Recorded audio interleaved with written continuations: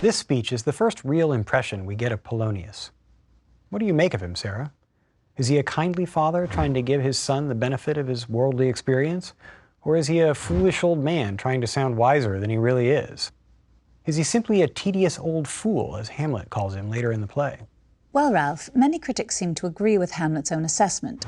Harold Bloom dismisses him as an old meddler, and Ernest Jones, a psychoanalytic critic from the early 20th century, calls him a prating and pretentious dotard. Well, they all agree he's old, that's for sure. And yet, it's difficult to have a definite opinion of Polonius at this point in the play. We haven't seen much of him, and his speech in this scene, although it's somewhat lengthy, seems to be composed of fairly common-sense advice. But it's not just common sense. It's a particular kind of common wisdom that has a lot to do with public appearance, what others may think about you. That's true enough, Ralph.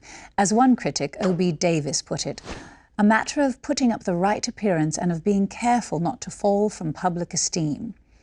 He adds that one of the better examples in the play of this kind of social behaviour is Claudius, who, it seems, is rather popular on the throne. And perhaps this is significant. Remember that Polonius is not just Ophelia and Laertes' father.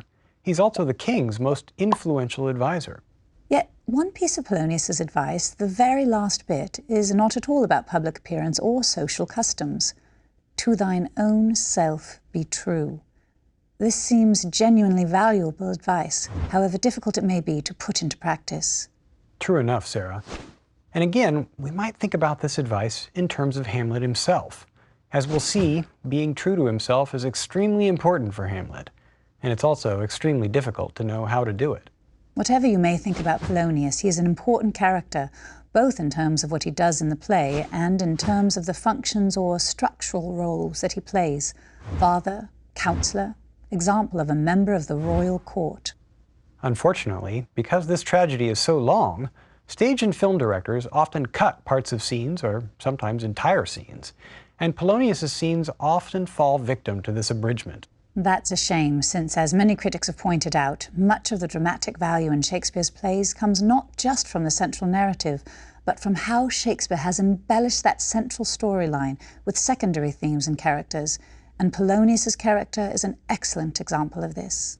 In the Danish legend, which is the basis for this play, the Polonius character actually has a small role, but Shakespeare expands his role substantially for both thematic and narrative value.